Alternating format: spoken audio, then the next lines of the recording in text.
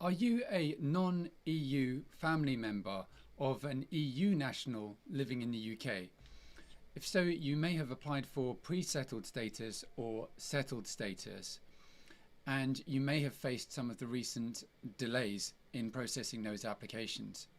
If you haven't made your application for pre-settled or settled status, then you might be considering making one now. Either way, what I've seen with my clients recently is and people who've approached me is there seems to be an additional layer of questioning that you undergo if you're applying. It's not something that I've encountered before with other application categories. So I'm going to go through the sort of questions that you'll be asked and how you can go about answering them and how you can approach it. So let's begin with the legal basis for these applications. From Appendix EU. Now you can see here that you can apply for limited leave to remain. So this is the pre-settled status route.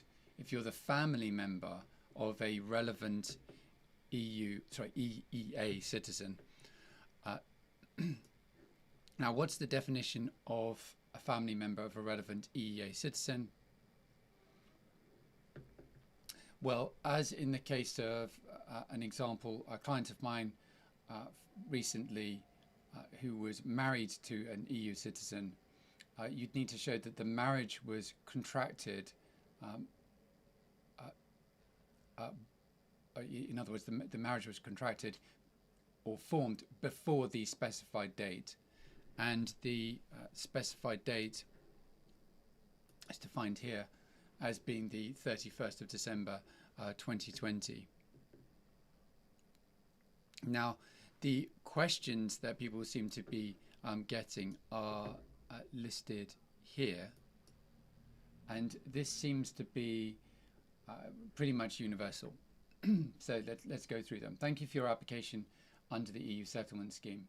We're in the process of considering your application. To complete our consideration, we are required to provide the following information or evidence. So firstly, your EA sponsor's full name and date of birth. Fine. Then what date did you come to the UK? What date did your sponsor come to the UK? When did you meet? Where did you meet? If you met via the internet, what date was this? What website was it on? Who established contact? On what date did you first meet face to face? On what date did your relationship start? On what date did you decide to get married? When did you get married? When did you start living together? And in addition to that, they're also asking for evidence of cohabitation and also evidence of joint finances. And that's new. I haven't seen that previously with, especially with situations where people are married. You tend to see this level of question with unmarried partners,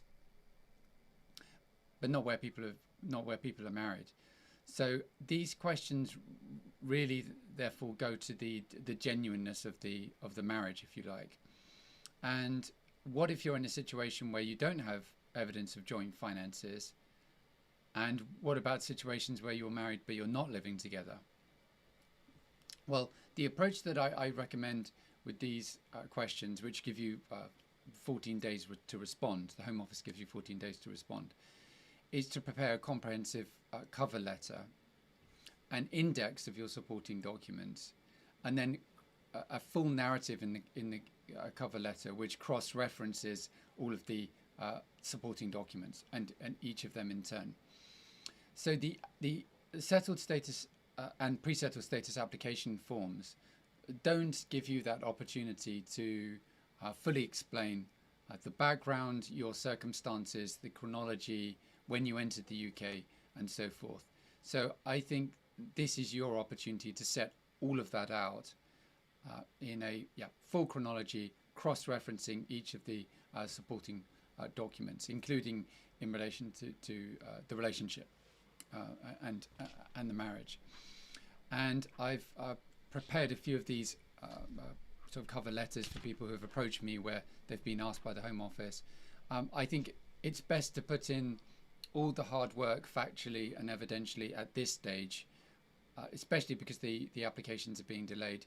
What you don't want, I mean, in this sort of situation, you're likely to be granted a right of appeal. You would be granted a right of appeal, but you don't want to be stuck in the appeals system for another 6 or 12 months with all of the associated uncertainty. So best to get it right first time and give a comprehensive response. I hope that's a helpful heads up on the questions that you might get, and touch base with me on the contact details below if you need assistance. Thanks. Bye for now.